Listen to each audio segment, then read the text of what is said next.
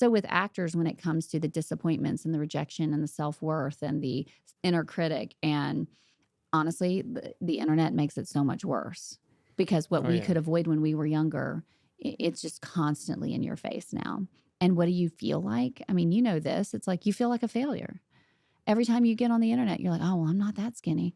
Gosh, she's got at least an extra row of abs. I don't have those. I mean, I've never seen an ab in my life, Jesse. I'm gonna be real with you. They're in there. I mean, my body works, but I've never seen them. But I know that the internet has decided, or our general culture of what is beautiful and what is right and what is how we're supposed to be, and then you compound that with a comparative industry where mental health is rampant. But if as actors we're not attuning to that, we're going to lose our way. And what we are in control of is ourself and our instrument. And if your instrument breaks down, you're not going to be readily available when that right opportunity comes. Welcome to Get Scene Unscripted. I'm your host, Jesse Malinowski. We are going to dive into acting insights, meet industry pros, and master the business. Don't forget to subscribe and share. We're keeping you behind the scenes and ahead of the game. Hey, what's going on, everyone? This is Get Scene Unscripted, and I'm your host, Jesse Malinowski. Thanks so much for being here. Honestly, I do mean that from the heart right now. There's so many different podcasts and things out there, content that you could be watching, listening to, so it doesn't go unnoticed that you are here spending some time with me and my wonderful guest that you're going to get to know here in just a second. By the way, hit the subscribe button if you haven't already, but I'm excited for today's episode because I think it's going to be really powerful on a bunch of different levels. So let's just dive right in so you can see what I'm talking about. We have actress, host extraordinaire, Beth Keener in the house. Hey, Hello, Jesse. Beth. So good to have Thanks. you. I like the extraordinaire. I mean, that makes me feel real cool. Well, you are pretty cool. You are pretty cool. Thanks, Jesse. Well, I feel like you are someone that I really looked up to in my kind of hosting journey as well, because you were like, an insanely incredible host, like so good. And you've done so many incredible things being a host too. And we're going to get to like how so much has changed. Yeah. I'm going to get there sooner rather than later. But what's like one of your favorite kind of things that you love in being a host? Oh my gosh. Well, it took me the long way to realize that actually I was built to be a host. And I think my favorite part of the job is the connection with someone else, that it is less about me and it's more about the person that I'm talking to and connecting with them and asking more deep and interesting questions and knowing someone else on a different level. And then also the flip side of comparing hosting to TV and film is like, I get to be my authentic self too. So I get to show up exactly how I am and who I am that day and just have this real connection with somebody else. That's what I love about hosting. Yeah. And I have definitely been experiencing that through this podcast. That's like, it's so incredible. Like, and really take it for granted. We don't do it that often. We kind of did a little bit downstairs, but like phone goes on silent. Let's just connect for an hour or so. It's really, really special.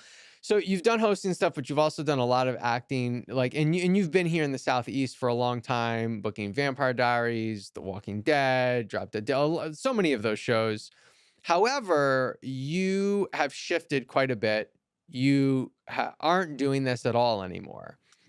No, it's wild because I was like, that was my life and that was my journey. And I had this incredible life path with all of it. And it started in community theater when I was a kid.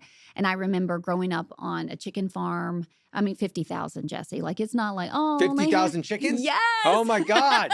We had so many. And it was like, I mean, are we allowed to use expletives on this podcast? Because it legitimately smelled like shit. Like, it's like full on. I bet. And I remember my stepdad used to say, and I can't even believe I'm saying this, but he'd be like, chicken shit smells like money. Like, I guess it does, Big Chris. I guess it does. Chicken shit smells like money. That's so good.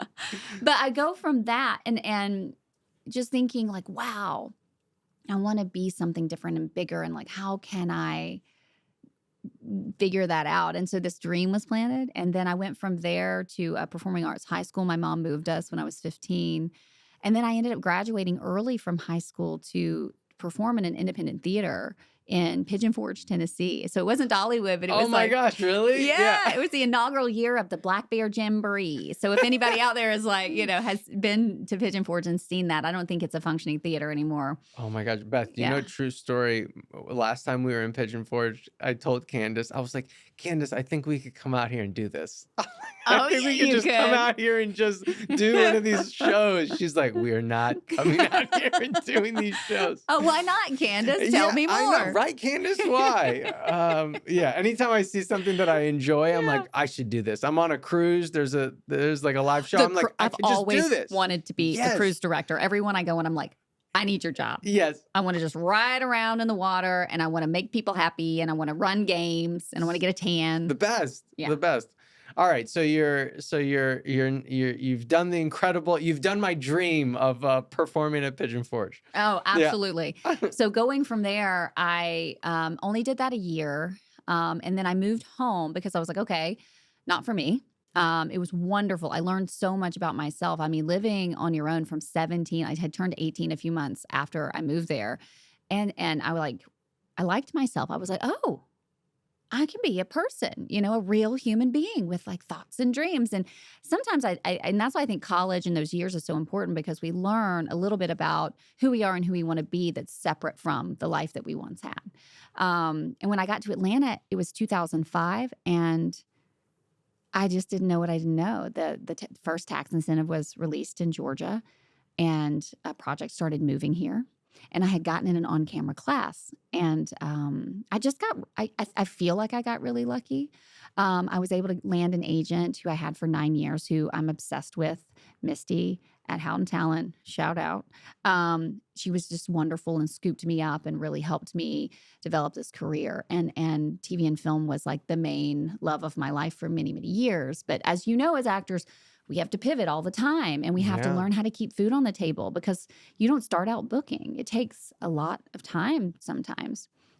So I learned photography and I learned how to edit my reels to save money. And I just became really savvy and I would shoot headshots for other actors and do various things that would help me supplement during the drought, if that makes sense. And I don't know, did you do anything like that?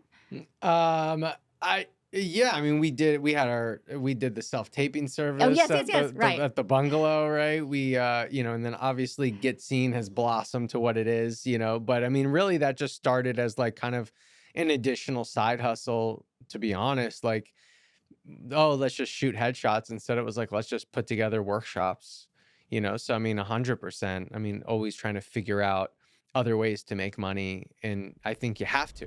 Hey, if you are a parent of a young rising star, then listen up.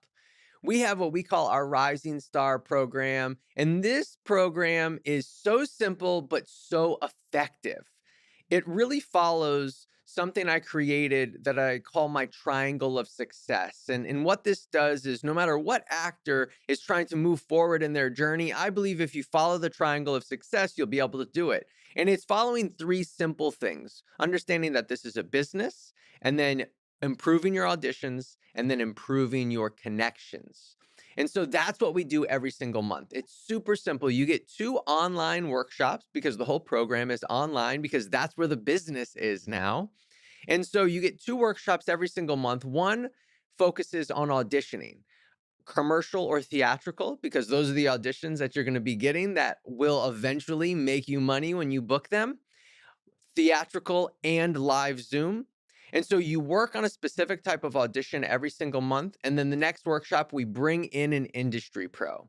Not to mention, there's Q&As with every single industry pro where we can focus on that business. So you see that triangle of success where it's auditions, business, and then connections. When you follow that formula, you will undoubtedly move forward faster in your journey. So I want to hook you up right now. Head to the description in the bio right now, and you will see a discount code for $19 for your first month. That's less than $10 a workshop. So go ahead and try out the first month for only $19, and we'll see you in our Rising Star program. You have to. Yeah. It's that kind of savviness. I didn't know that about you. I didn't realize you were out here so soon and that you were already kind of like doing those things. Yeah. You were ahead of the game. I was working because Yeah. because and that's what I learned about myself is I was willing to do what other people weren't willing to do back then. Like it wasn't like you could just tape an audition. At that point, you would print. Thank God we had at-home printers. You'd print your script, you would look it up on MapQuest and you'd print the Oh pages. yeah, And then you'd like be MapQuest. counting your Yeah. odometer, right? To like figure out how much further you had to go to your turn. And then I would be the one driving 9 hours to read in front of Lisa Mae Fincannon, one line. Right. But she remembered me. Like, she was like, wow, thank you for coming all the way out here. And I mean, Lisa Mae booked me on so many of my initial projects. I mean, I think she could see my fire and she kept bringing me in and had a lot of faith in what I was doing. And I mean, I was taking extra work at Cartersville furniture stores, just being an extra in a background of like a weird local They're like, furniture commercial. walk this way and sit in that recliner. You're like, Yes. got it. Got it. Can do. Can do. I'm gonna do it really good too. Yeah. So I want to know. So I mean, it just sounds like from how you got started to like really having a pretty solid career in this, and it has changed into you're focusing a lot more into like wanting to help others when it comes to mental health. Yes. And specifically artists. And so I would love to know. I feel like there's got to be like a moment that created this transition for you. Yeah. And I would love to know what that is. It's not a great moment, Jesse. My brother passed from brain cancer when he was 26. It was 11 years ago now. And that was really hard for me. I was really close to him. And I spiraled. And already being an actor and being in an industry where everything was up and down, up and down, up and down, I had never really been attuned to my mental health before. And so I started seeing someone, and that evolved into like marriage counseling. And then I ended up with the coolest, most badass marriage counselor. Her name's Paula. I won't say her last name. I don't think I'm supposed to, disclose. Yeah.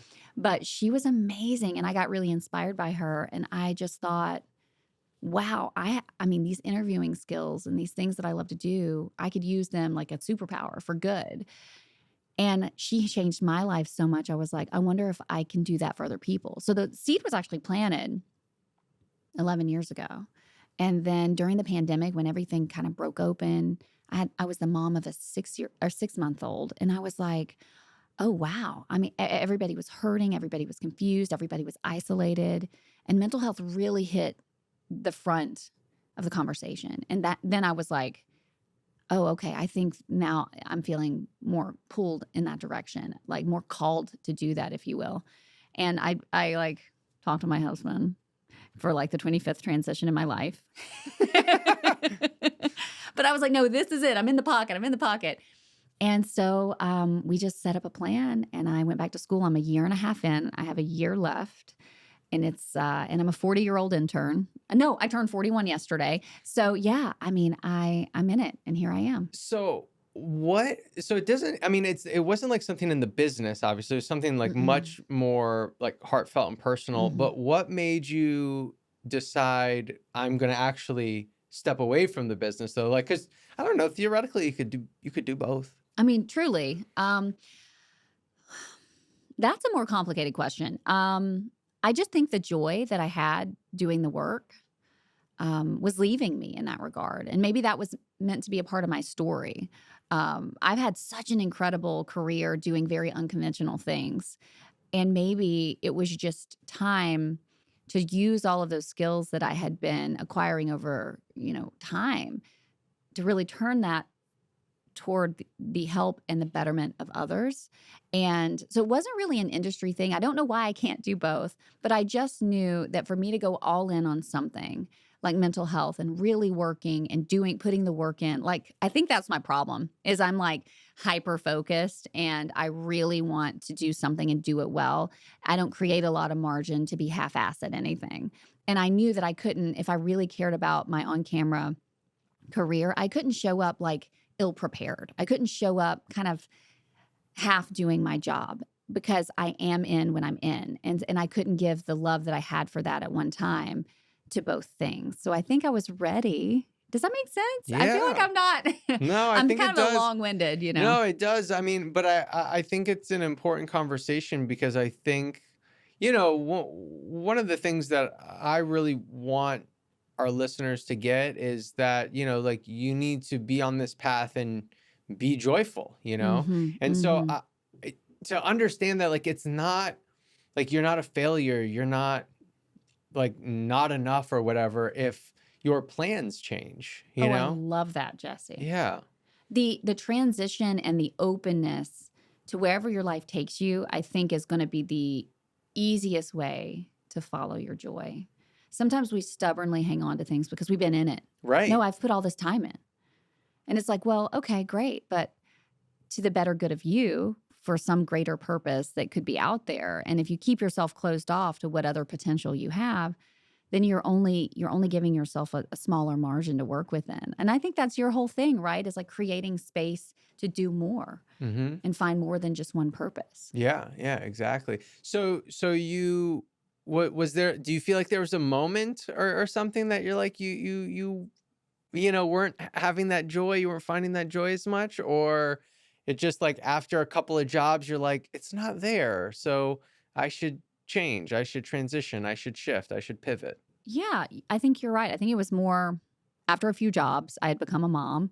And like, honestly, the work that I was doing at that time, like I traveled for 12 days when she was like a year and a half. My first job away from her was like 8 days in the middle of the ocean, away from her at 4 months, you know? And I think for that, I was like, gosh, I don't think I love this more than I love this new role Right. of motherhood. And I wanted to be available for her life. And I think that was the big change, like game changer for me. But then, the preparation, I noticed it in the preparation. Whereas before, I would get notes on just an industrial, something that pays great, but just is like another job, right? That will help you pay your bills. And before, it was really easy for me to like, oh, yeah, all right, I want to check my script. I'm going to highlight. I'm going to know what's going on. I got all my wardrobe ready. And like, okay, here I go. And it was just like another day at work. But I didn't want to do it. Like I didn't even want to get dressed. There was no fun. There was no ease with which I was operating. And I think that was like a really telltale sign Mm. that I was like, oh, okay, there's no ease here inside when I'm like getting ready to book a job. Now, don't let me fool you. Kelly Ripa, if you still need me to come be your co-host, I absolutely will. There's still joy there. And it's this is joy. But I think that's why I want to go into mental health too, is it allows me to sit down and connect with somebody every single time I go to work and hopefully help bring out whatever help they need and hopefully some of their best self that maybe they can't see quite yet or they aren't seeing, you know. Yeah, that's beautiful. Thanks, What Jesse. what how have you been able to start over, I guess, because I mean I think you bring up a good Uh, thing is like people stay stuck because like, oh, I've been doing this for so many years, right? So like, mhm, you said you just turned 41, right? So mhm, to be at 39, 40, 41, making a decision like, okay, I'm gonna go do this pretty much completely new thing over here and start from scratch, start over, I think mhm. is highly courageous, so how were you able to get there? Um, You know, I think it was the right thing, the right move for me, but it was very scary. It's very scary. Uh, Age has never been something that I've shied away from. Like a lot of people won't talk about how old they are. I'm like, I'm 40. And listen, I get some Botox, but I still feel like I look good. Okay. You do Like, look good, girl. You thanks, look Jazzer. good. But it's like, so I take pride in age. And I think a lot of people, we feel like, oh no, we've lost all this time. We can't get that time back. I did all this work and I can't look back. I can't now I can, if I change, I've lost everything. Or like if I change, I'm starting over and then I'm building from scratch. And you're right. That is really what it is. But I feel like you can't, there's a reframe that needs to happen there because the reframing comes in knowing about the opportunity that's to come, embracing the fact that you're opening up yourself up to a new world. I mean, for me, going back to school was the hardest thing. I'm sitting beside 22-year-olds again. I'm twice their age, their problems are not my problems. You know what I'm saying? I'm like, and in some ways, I love the fact that I've been through some shit, and I have so much more to offer now. And that's a lot of what I think actors miss about being in the industry is this idea of thinking they have to be what somebody else needs them to be for the part. But the blessing of who you are every single day is you are the only one who gets to wake up and be that person. You are the only one who will ever be you. And that embracing that authenticity and embracing like the fact that you get to do that. You were, I hate to use the word ordained, that's a weird word, but you were literally made to be here as you are. And so it's like knowing who I am today is such a gift because I have that life behind me. Or even if I'm 22 and I'm making this transition, you have all of that experience in life. And then you look forward and you go, oh, cool. I'm going to use all of that for this new journey. And I might be starting over, but I'm starting over with purpose. And I'm starting over with more intention. I think intentionality is huge. And you don't sometimes know that until you get a little bit older or you spend a lot of time doing something that you don't want to do. But your mission can change. Yeah. So what is it that you think, since you're like, because you understand the actor's way kind of, so you have a little bit more of purpose driven into that area. What is it based on your experience that you think actors really need to focus in on when it comes to mental health? Oh my goodness. Well, completely back to the authenticity part and that you are enough. You and you probably talk about that all the time, the enough part of this game. And it's becoming more and more difficult to be seen and to be noticed. I mean, the fact that like hundreds of tapes come in for one part, right? It feels like it's an uphill battle that you're never going to win. And I think, Chase Paris mentioned when he spoke with you, like kismet. It really is kismet when all of the stars align and you get that part, but it's all of the in between that matters. I think we feel like we have to be completely broken before we talk about what we're going through, or we get the help that we need. And we don't. I think you have to work your mental health out like you work your physical health out. Have it a part of your daily life, whether that's mindfulness, whether that's doing group therapy or connecting, with a personal therapist, an individual therapist. I love to stay tuned up. I keep myself in therapy just so that I can show up as the best version of myself. So with actors, when it comes to the disappointments and the rejection and the self-worth and the inner critic, and honestly, the internet makes it so much worse because what Oh we yeah. could avoid when we were younger, it's just constantly in your face now. And what do you feel like? I mean, you know this. It's like you feel like a failure.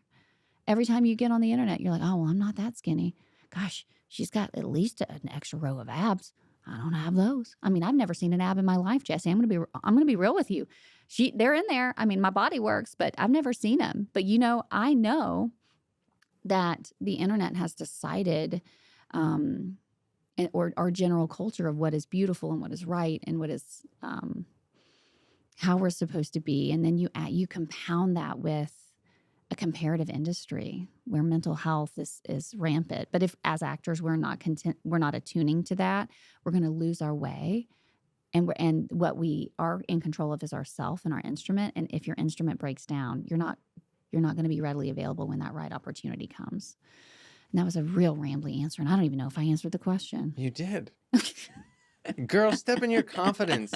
Did I answer that? Yeah. With can you talk about, because you said that you will do therapy too, and it's a way to keep your body attuned, your mental health attuned, right? So like, Mhm. what does a good therapy session look like?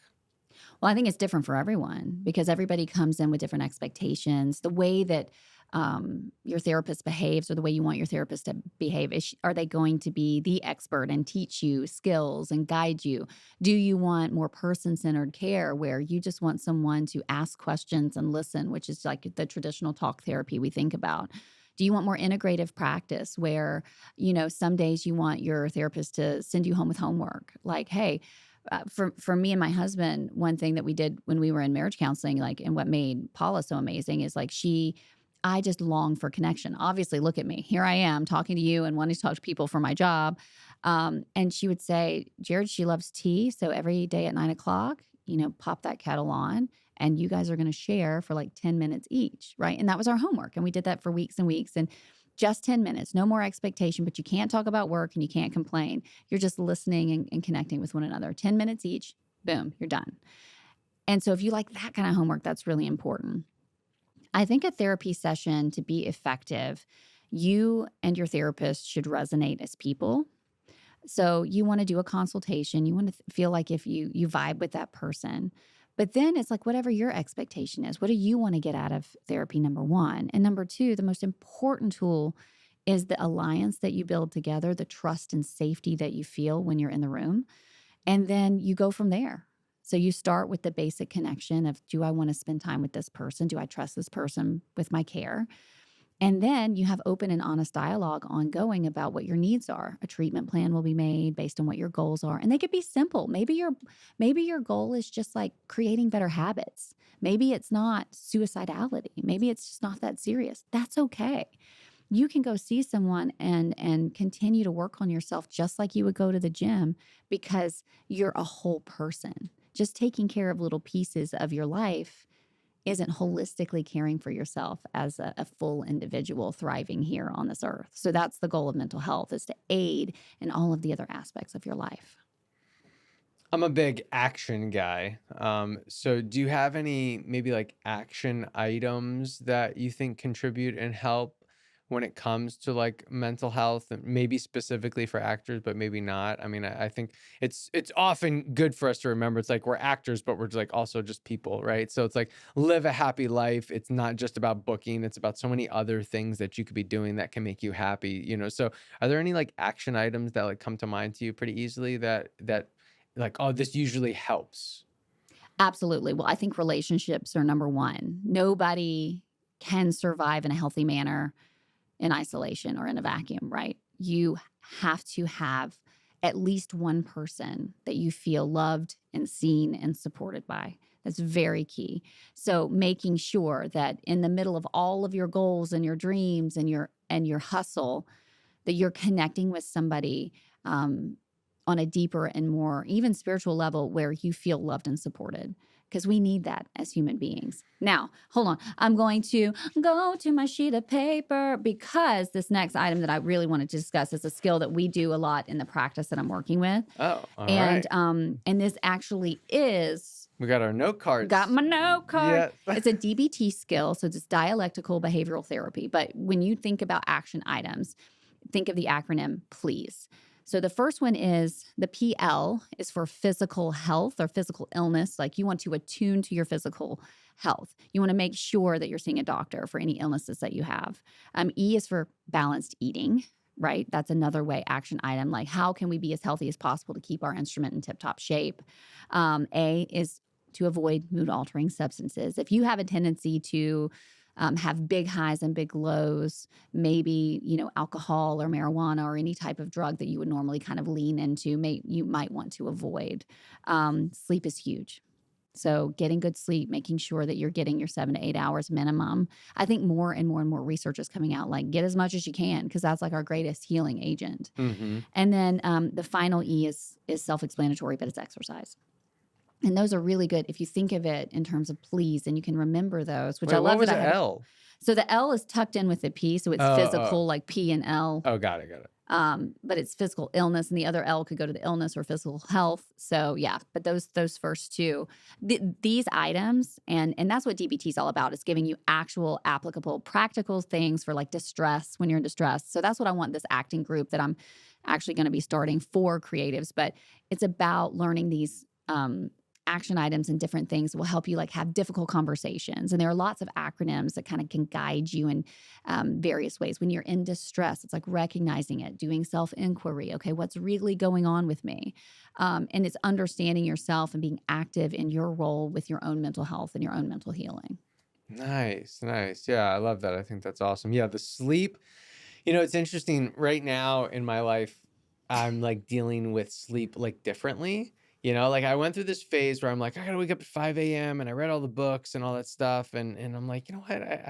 I wonder if I should just, like I've been able to create a life that allows me to kind of start the day when I want, so I'm like, I should like really take advantage of this. I should like sleep until I wake up, so like right now I'm waking up at like 8ish, 8:30 or something like that, and there's a part of me that's like giving myself a hard time. That's like, nah, you should, but I'm like, but I wake up so much more. We were talking about joyful, like I wake up so much more joyful. Even just getting up at like 7, just like an hour or so earlier, I feel a little bit more groggy. I don't feel as excited. I don't feel as enthusiastic.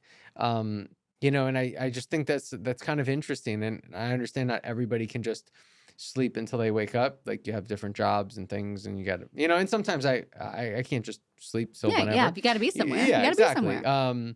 But in the times that you can do that, and I have been thinking that it's like, this is healing, like Hmm. my body needs it for some reason, if I'm sleeping a little bit longer or whatever. Well, don't you? I mean, you know this. It's like all of for how many years have we been told like be the one that does that, get up early, do the thing, I agree. I think the work ethic part of the idea of like who needs sleep, you'll sleep when you're dead, that kind of Yeah. mentality.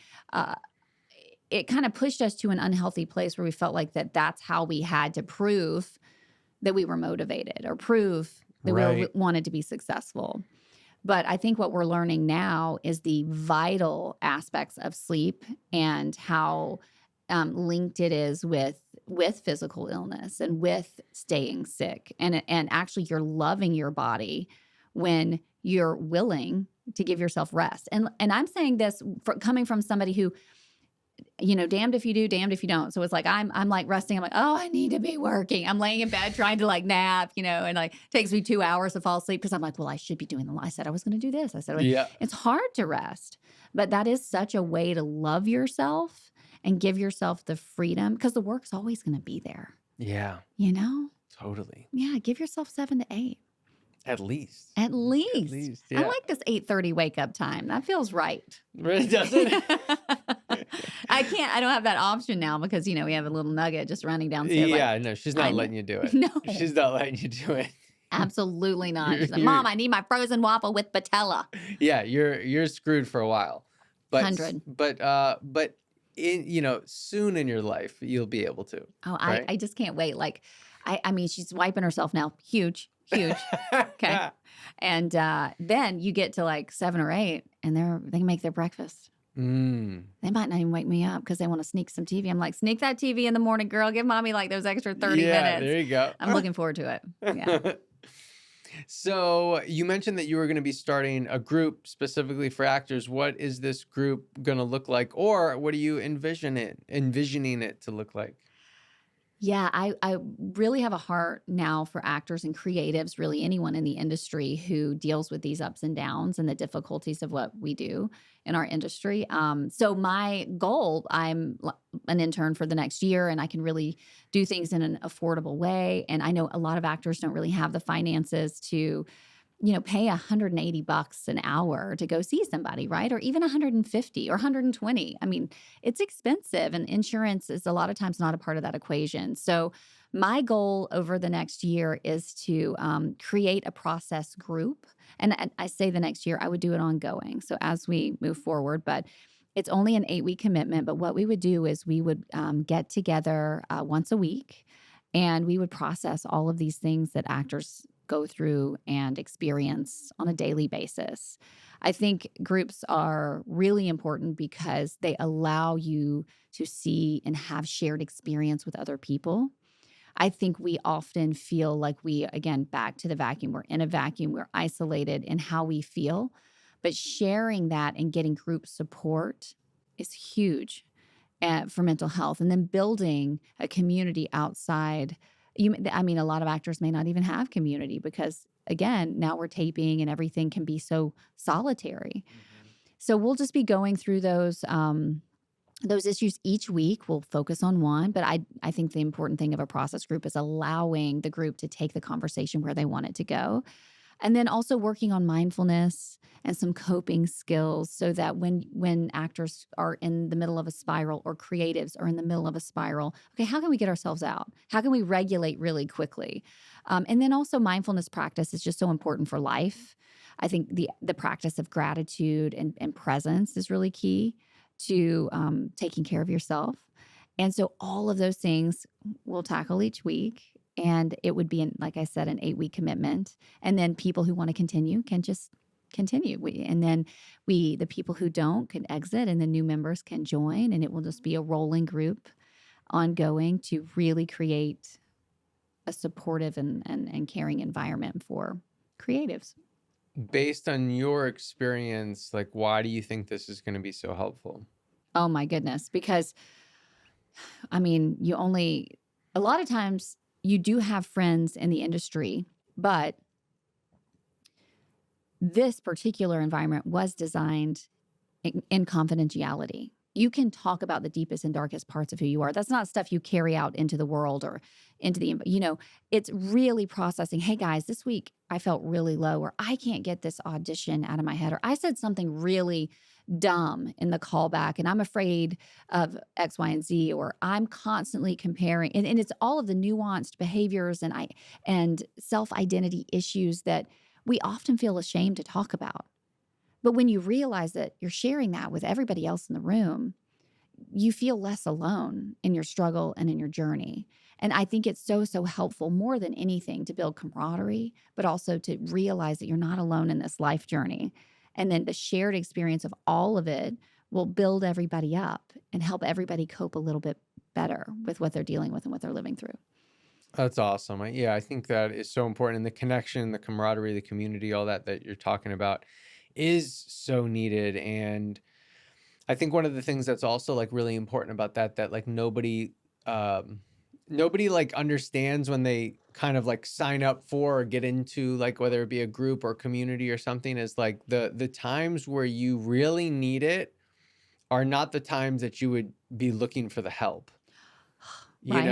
Like, it's like, thank goodness I had this, because I would be struggling alone right now. And I wouldn't, not like you wouldn't have the smarts to go ask somebody, but like when you're in that state, you don't know to. Like, you Yeah. get stuck in like a funk kind of, So, that we have our mentorship, and I feel like the mentorship helps a lot in those areas, sometimes within the business, not knowing what to do and feeling stuck in some ways. But I think that's where like community, that's like the not talked about element that's like so powerful, is like when you're in the community at the moment that you really need it, that you wouldn't go get help.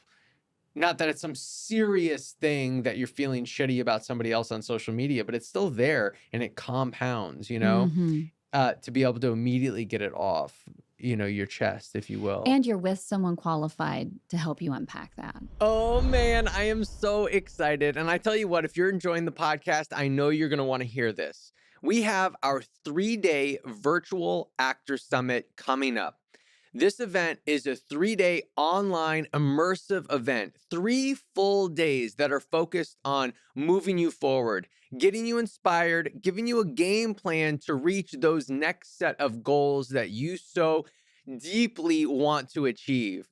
I love the Virtual Actor Summit so much because I can make you this promise that this will be undoubtedly one of the best online actor events you will ever attend. We bring instructors in from around the country, some of the top industry pros. We put together different panels and online workshops that really get you outside of your comfort zone so you can truly grow. What's so fantastic about this event is because you're completely immersed, right? So you have to grow. And that's what we're all trying to do, right? Is grow in our actor journey and grow in who we are as people. And so I just want to urge you so much to go to the description right now. There's a little bit of a discount there for you, and grab your ticket, okay? It's 3 full days. And I'll tell you, we already have one of the top casting directors in the Southeast in Feldstein, Paris, Chase and Tara, already confirmed for this event.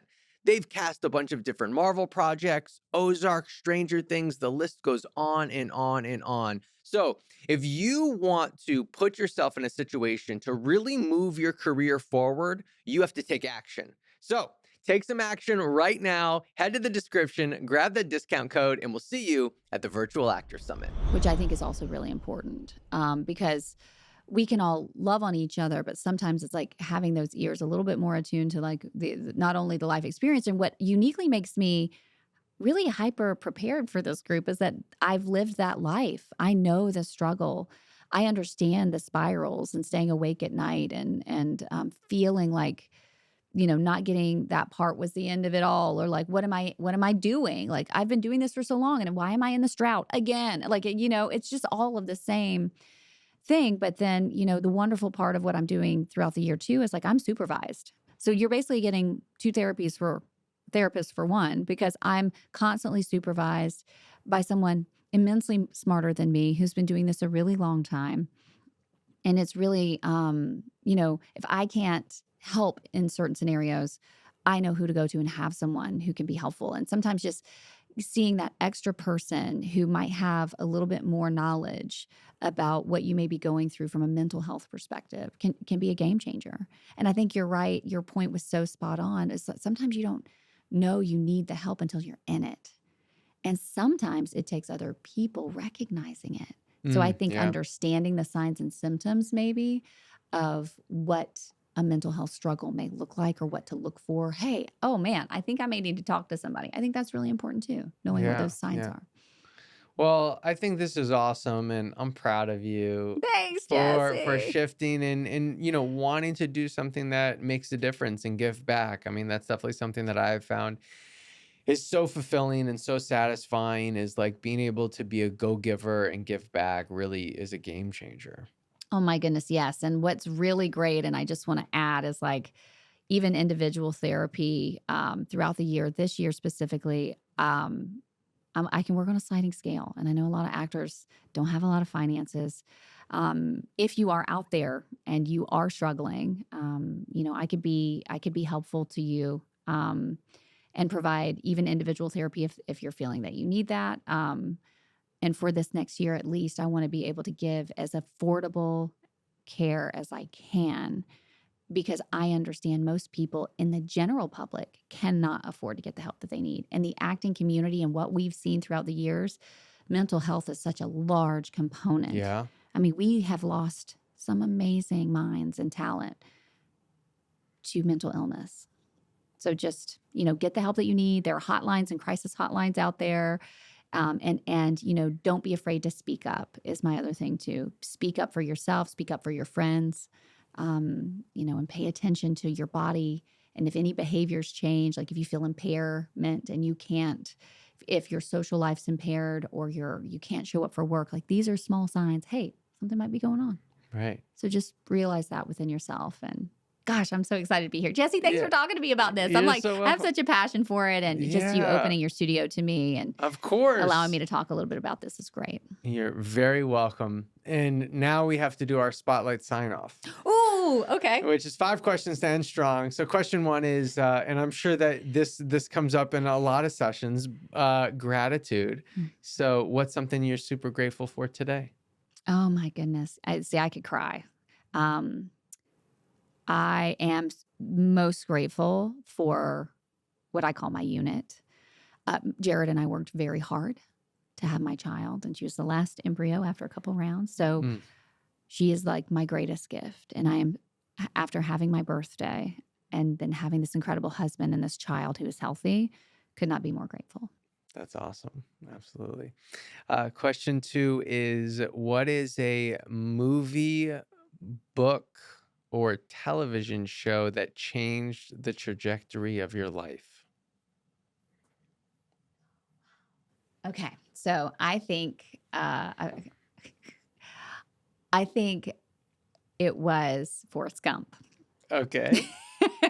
That movie's monumental to me. The idea of storytelling, Tom Hanks is a legend. And I think that story was so inspirational for me, being this young kid in Georgia on a farm and then seeing all the great, incredible things he could do, and I thought it was just one of the most cinematic genius films of all time. I love it. I love Forrest Gump. So that's it. Oh, wow. Wow. I love that. That's right. From the chicken farm. Now you know. That's right. Question number 3 is, what's something in your daily routine that you really cherish? Morning coffee. Hmm. Couldn't live without it. Morning coffee is a frequent answer. Oh, well, yeah. Well, and for me, I can add the added benefit of just pooping Mm, because of my there you morning go. coffee. It's a twofer. There you A go. little more energy, Yeah. and I get to poop. That's right. I mean, that is healthy. You need it. You need it. Question 4 is, what's something that you're currently trying to improve in your life right now? For me, it is more structure. Mm, I'm a pretty, like when your auditions come in and you're scrambling, and it's a very unstructured life that I've lived but so not far. anymore. But now it's going to get more structured. So I'm working on that structure, and I'm working on making sure I'm setting some time aside for my own mental health, but then also like getting out, working my body, and like knowing these are things I'm doing every day. And before it was a little bit more like Everywhere. Yeah, everywhere. totally. All right. Last question. If you wanted the listeners to get one thing for sure, what would it be? You are enough. Yes. You are authentically and beautifully enough, and embrace it, because the moment you do, that's your superpower. Love it.